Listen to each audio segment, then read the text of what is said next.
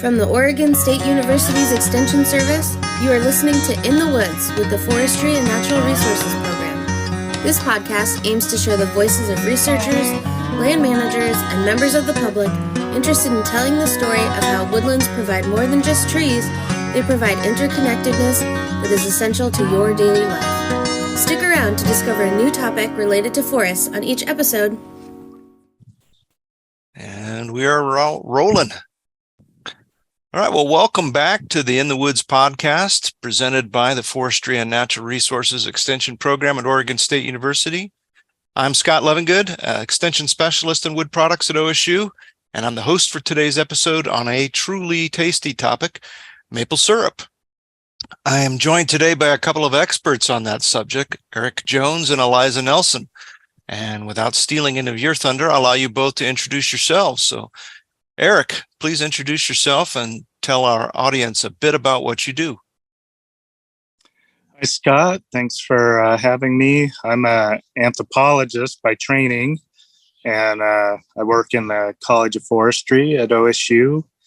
I grew up in Oregon, born and raised here, worked on farms, forests, grew up in South Salem. We had lots of cherry orchards and things around. So I've grown up picking lots of wild fruits and vegetables and things. So I'm excited to be getting into maple tapping and other tree tapping. Is a maple sugaring, is that a major focus of your work at OSU? It is now. 2 years ago, we applied for funding to begin research. Put a team together. They funded us. We applied again. They funded us again. So we have back-to-back grants that stretch over a 5-year period. And that's going to be really helpful as we learn all about maple tapping here in the Northwest and figure out the best ways to go about it and how to potentially help a commercial industry grow.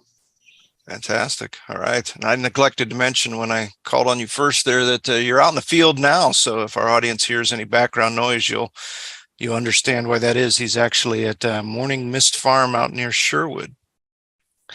And Eliza Nelson, why don't you tell our audience who you are and what you do? Hello. Thanks, Scott. So glad to be here. I run an educational nonprofit called the Oregon Maple Project. We started at around the same time Eric and his crew started at OSU in 2020.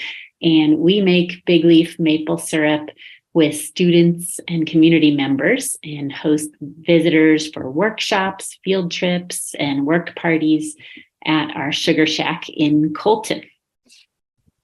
All right, great. And to continue the conversation here, I can probably anticipate the question on top of many listeners' minds, even though you've already tipped your hand and we know that it's possible. But, anybody wondering now, why an episode on maple syrup for listeners on the West Coast? We don't make maple syrup in the Pacific Northwest, and we can't, or can we, Eliza?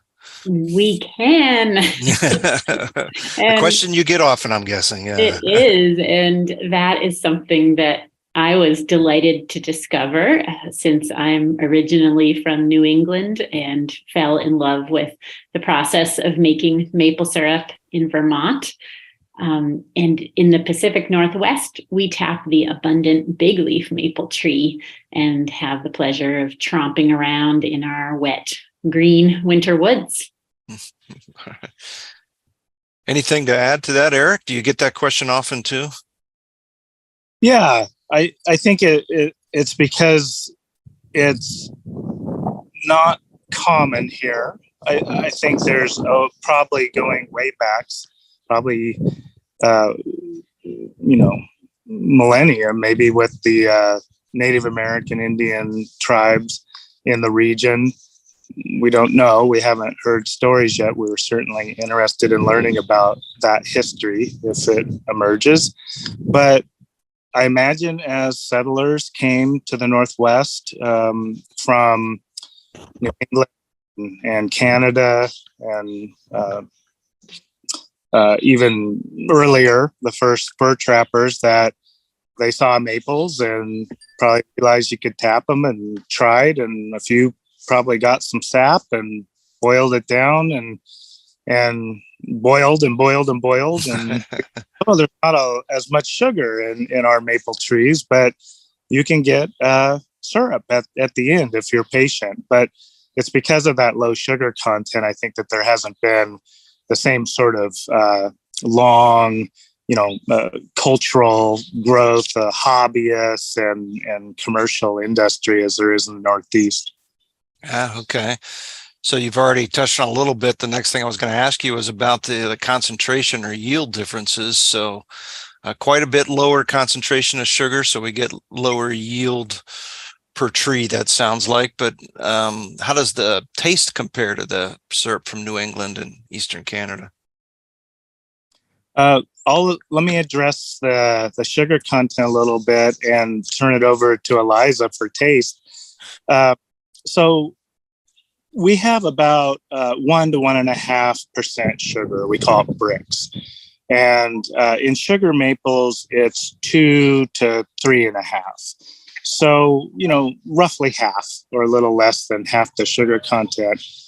But because of recent technologies in the last couple of decades becoming affordable and geared to the maple industry, including specialized tubing and vacuum pumps and reverse osmosis machines, that's suddenly evened the playing field. So vacuum pumps allow you to hook many trees up to a tubing system and efficiently collect a lot of sap, a great quantity. The reverse osmosis machine is an easy way to remove 75 to 80% of the water, and then you have less to boil. Very interesting. And the flavor, Eliza, what do people tell you, or what do you think? Yes. Well, we love hearing people's descriptions because we are still developing the flavor profile. We hear anything from caramel to butter, bourbon, toffee, a real variety. And our syrup is darker and more complex than sugar maple syrup. And we think it has the rich earth taste of our lush Pacific Northwest forests. And it really provides a succession of flavors for the palate. So you'll get more than one taste in your mouth. Yeah, when I visited you at one of your workshops a couple of months ago, I remember I had a little sip and thought, this is delicious. It reminded me a little bit of molasses, and I think a few other people agreed with that as well. But maple syrup with a molasses undertone or something like that. Yes. So how did you both get interested in sugaring? And that is the correct terminology, right? There's a lot of terminology to different industry sectors, and sugaring is the right way to describe it? Yes. Yes. Okay. Eliza, how did you get interested? My first exposure to maple sugaring was during high school when I attended the mountain school in Vershire, Vermont. And that was a semester program on a working organic farm, which included a full-scale sugaring operation during the spring months. And I was completely hooked. But then I settled in Oregon, fell in love with the Pacific Northwest, and became a 4th and 5th grade teacher for 20 years at Arbor School in Tualatin. And when I learned about big leaf sugaring, I started tapping trees with my students on our campus. Then I traveled to Vancouver Island to attend their Big Leaf Maple Syrup Festival, put on by the well-established sugaring community up there. And over the years, I've become more fascinated and involved and have shifted to pursue mapling, some people call it, or sugaring full time. Oh, great. Yeah. And Eric, you introduced yourself as a native Oregonian, right? So how did you fall into this? Yeah. As a kid, I remember a couple elderly ladies in my neighborhood in Salem that tapped maple trees. And I wish I could go back in time and really listen more carefully to them and talk about what it is they were doing and learn their tricks. But I remember getting a taste of the syrup, and that always stuck with me. Many years later, as I really got into researching and teaching about wild foods and medicinal plants and other non-timber forest products, maple was on my mind. And then I went to graduate school for my PhD at University of Massachusetts Amherst. So I get to spend 8.5 years in the thick of sugaring, the birthplace of maple sugaring, I guess you'd say. And it was all around. I was just always fascinated by the romance and the deeply ingrained culture around maple tapping and the rituals of going to pancake feeds while they're cooking the syrup down on farms. And fast forward some years, and I thought, well, it'd be fun to try that with Big Leaf. I had also gone to British Columbia and for a number of workshops and some teaching up there, and had the chance to meet Gary Backlund in the late 90s. And he's an old timer. It wasn't back then, but he was sort of the Johnny Appleseed of maple syruping around there, trying to teach people that, yes, you can get it from Big Leaf. And he published a great little pamphlet on it. And real quickly, just I sort of was sitting on all that for many years, and then saw that the ACER program was funding Big Leaf research. It started University of Washington got the first grant in our region, and I put in a proposal the next year, and we got ours. And now Washington State's involved, and we have a great tri-university collaboration going on with our separate but complementary research projects. Great. Yeah. And we'll get into some of the research in a little bit here, but first, to just get started for our listeners who maybe we've got a few hooked now, how would an interested listener get started? What kind of supplies do they need? And who can they contact for more information and assistance? We'll start with you, Eric. Yeah, we are putting together public materials. Tiffany Fagel and Carrie Berger had put a nice extension fact sheet together for that's kind of a good orientation for hobby tapping, kind of getting your toe wet. And we put together a public website, and we'll be updating that frequently and putting out more material. So getting familiar with some of the literature is a good start.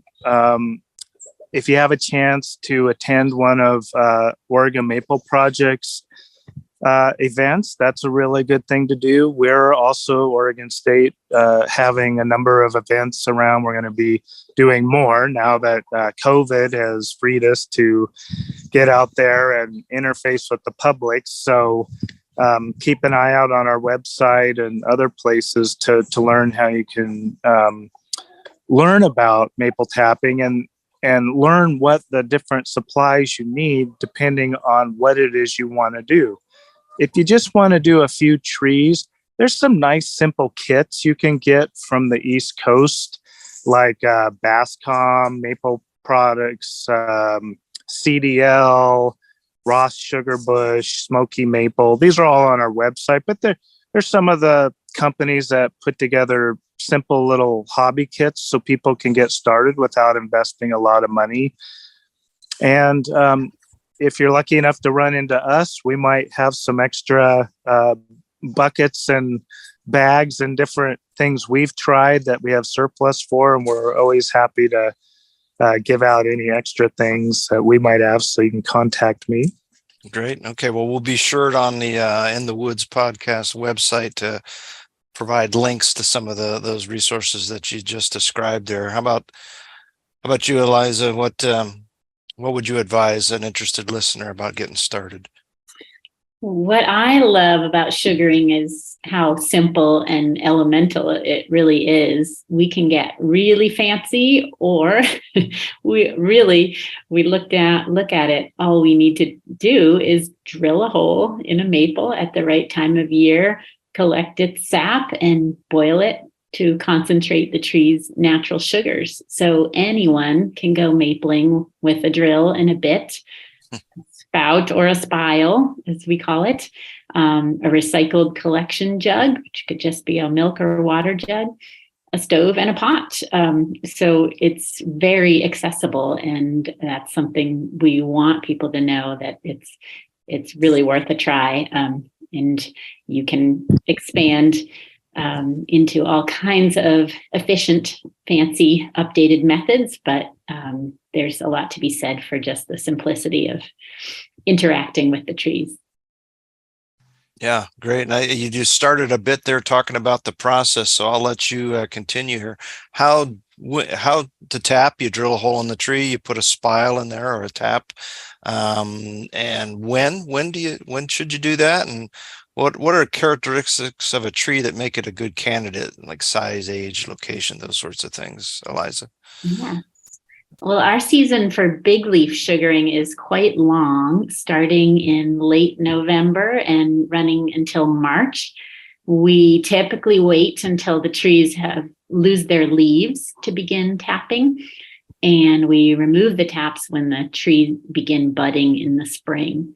And what we're looking for when we begin, which is right about now, is a series of freezing nights followed by days above freezing. So a freeze-thaw cycle, and that will happen periodically throughout our Pacific Northwest winters. Young big leaf maples are really vigorous, fast-growing trees that often provide more sap than older big leaves. So we tend to tap trees that are as small as 6 inches in diameter. And we find that trees with wet feet growing near streams, lakes, or other moist areas are really excellent sap producers. Great. Eric, anything you would add to that? Yeah, we started with trying to draw from what Gary Backlund had written in his book on beasts in British Columbia on big leaf maple tapping, but also really study the northeastern sugar maple industry methods and begin to see how much of it worked. And most of it does. Most of it, as Eliza says, is pretty simple. It's not real complicated, but we have some variables here, like our cyclical winter weather with warm periods, and that can cause problems like bacteria to grow in buckets or taps or lines, whatever you're doing. And so we're learning how to mitigate that and develop some procedures and advice for people. So there's a whole bunch of technology too that can fall into this. So if you have a maple tree on the valley floor, you can tap it after a freeze and you'll probably get some sap, or you might have several. And I advise tapping more than one, because for some reason, sometimes you can tap 2 trees, one right next to each other will flow great and the other won't flow at all. So there's lots of under the ground or in the tree and its own cycles that we don't really understand that well. So there's a little bit of safety in numbers. Try. If you tap one and you don't get any sap, don't get too discouraged, because that could be nature just working in its mysterious way. Very true. Very true. Yeah. And I'm sure that many people here are wondering about the impact on the tree's health. Does tapping trees harm them, Eric? Yes. When you drill a hole in a tree, it creates a wound, and sap will hopefully flow through that. And when you pull the tap or spile out, the tree is going to begin the process of trying to heal itself. And bacteria will fill that hole. And that's another process we don't fully understand yet. But that next year, if you were to cut that tree in half right where that spile was, you would see some non-conductive wood above and below, and probably a little to the side. So it creates a little bit of dead wood. And in the sugar maple industry, so for Acer saccharum, the sugar maple, they are very careful in the Northeast when they put in a tap hole, because those trees grow very slowly. They're dormant, frozen solid for most of the winter in many places, and they don't have as long a growing season. Here with big leaf, these trees grow so rapidly and put on new wood so quickly. I don't think the tap hole is as a big a concern. It's something to be mindful of and be aware of. But, if you know maples, and if you're a tree farmer growing conifer, maple you've probably seen it as the enemy and tried to eradicate it. And that is the typical approach to big leaf maple in the stands where the conifers are growing that you want to harvest. They might be left alone in riparian areas, hopefully. And in those cases, the maples are very hard to kill. I mean, you're very lucky if you can ultimately kill all the maples in your property. So when you clear cut or thin or whatever you're going to do, if you create a big open space in that canopy, those maples, they're going to come up out of nowhere. You're going to be like, oh, I thought I killed those. So they are extremely tenacious. In the winter, the limbs break off and they grow new sprouts all the time. I mean, it's very different species in the sugar maple. So that's one of those things that we you can't carry over as well. Okay. That's good to know then. Yeah, wound. It does hurt the tree, but I think it's such a hardy tree, it's very unlikely that it would ever kill it, even if you tapped dozens and dozens of times. All right. Okay. Good to know. Yeah, they're resilient. That's good. What do you tell people, Eliza, when they ask you a similar question? Does this hurt the tree? And especially you must have worked with, you said young people. What were their impressions? Right. It's a question that people often ask and do worry about, rightfully so. But I agree completely with Eric that the big leaf maple is a survivor and a really pretty remarkable tree. And it can often be very hard to find last year's tap holes in a big leaf maple, especially the young ones, because the tree heals over them so quickly and completely through its own growth. And I like to compare sap extraction in trees to blood donation in humans. If it's done in a careful, moderated, sanitary way, there are few health side effects.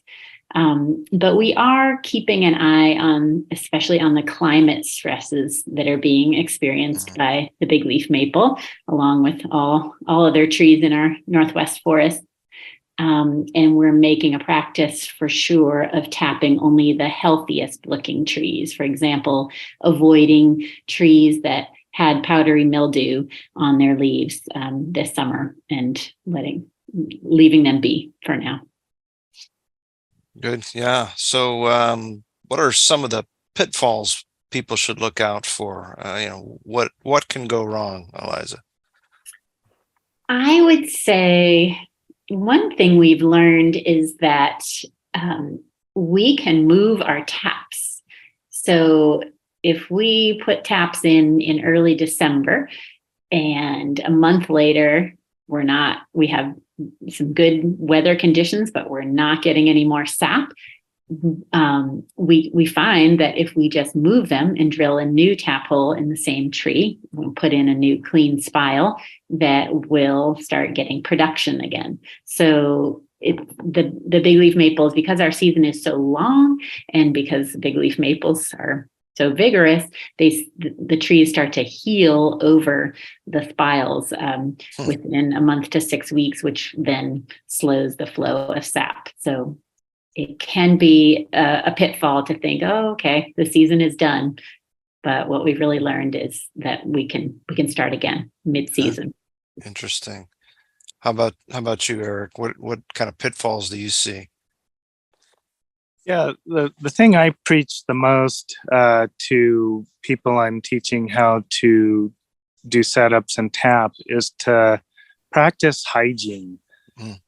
If you can keep your system free from bacteria by, cleaning your tubing, your spiles, your buckets, if you're using reverse osmosis, those machines real carefully, any collection tanks or buckets, bags, whatever, keep it all as clean as you can. And it's not hard to do. You can just use very simple little food grade non-toxic sanitizer like Star San or a low dilution of peroxide.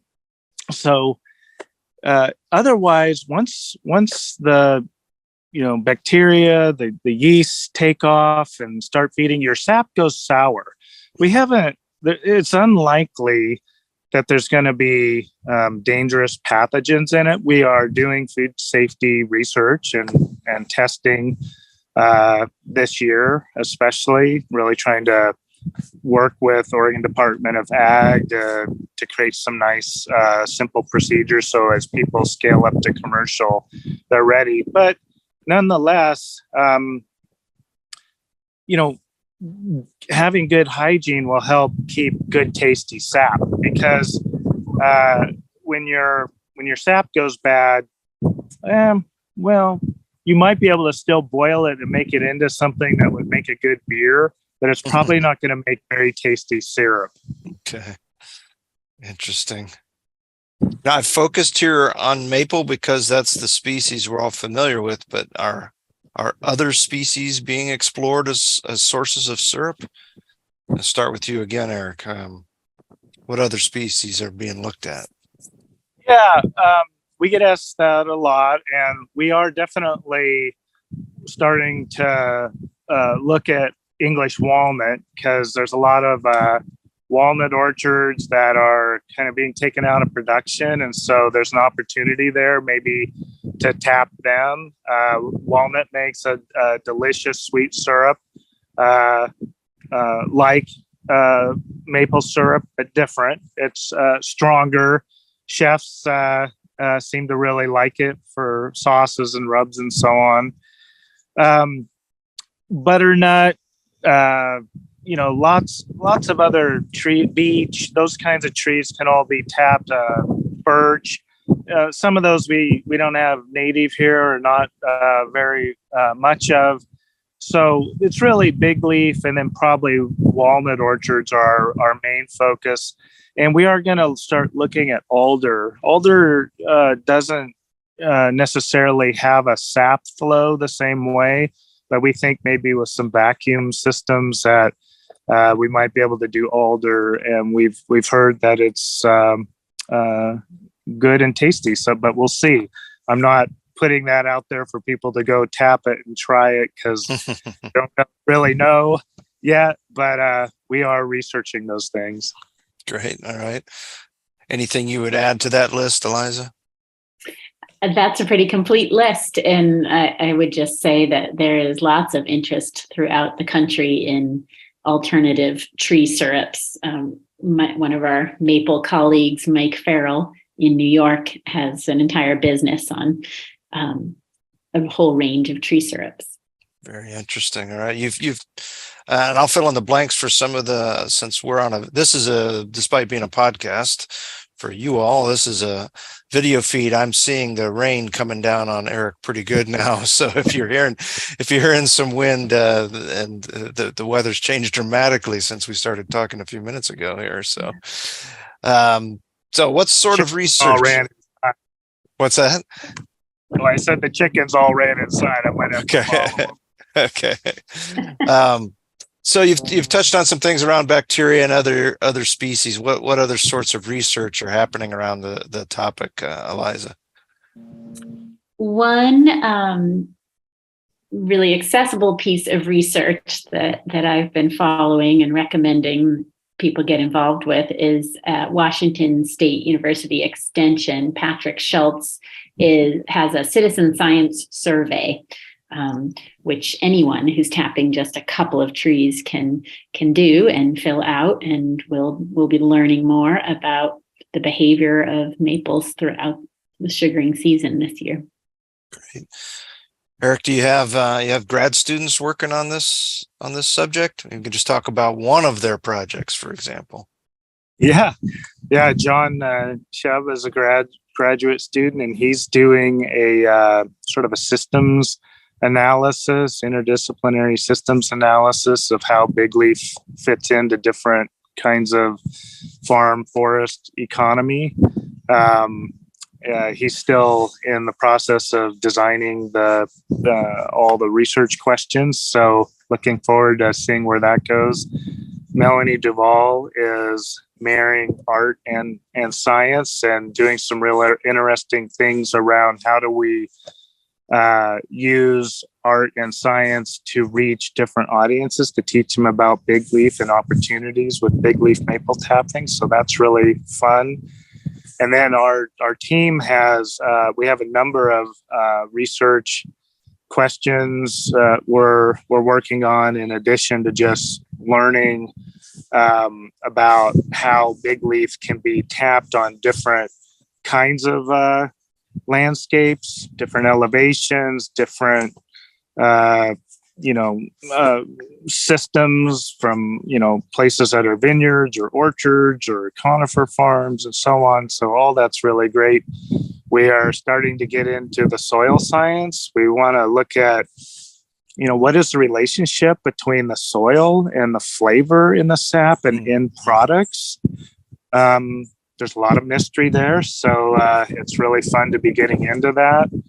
We're looking at all the food safety things, and we'll be doing different tests on not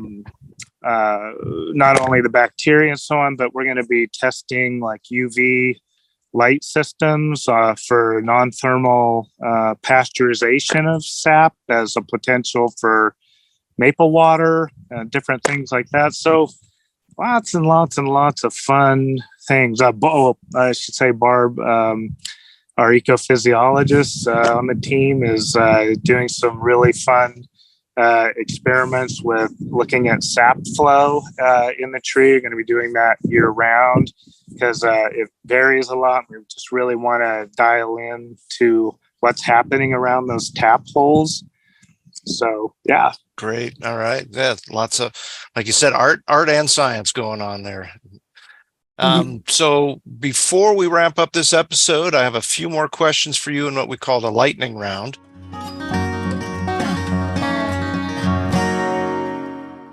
And the first question we always ask is, what is your favorite tree species? Okay, now given the species we've been talking about most of the episode, can we pretty well guess what your answers are? Well, we'll see. Eric, your favorite tree species? Oh boy, that's a tough one. I would say maple's moving up quickly. Okay. This is probably sacrilege in the Willamette Valley, but I'd probably say I really love ponderosa pines. But white oaks are a big favorite of mine. Okay. Madrone. Gosh, now you got me started. We got a Willamette Valley ponderosa pine, so that's totally acceptable. All right. Yes. Eliza, your favorite tree species? I guess this is why we're colleagues, Eric, because yes, big leaf maple is definitely first, but ponderosa is my second favorite. Okay. Very interesting. And what is a unique tool that you use that helps with your work? And we'll start with you, Eliza. I just got my brand new Line Viper, which is a pair of pliers that helps attach tubing to spiles and T-pins and all kinds of fittings. It's impossible to connect them well without these pliers, and they're ergonomic and look really beefy and cool. Cool. Line Viper. All right. And for you, Eric, unique tool that helps with your work. We deal in a lot of different kinds of tubing rolls, and they often come in big without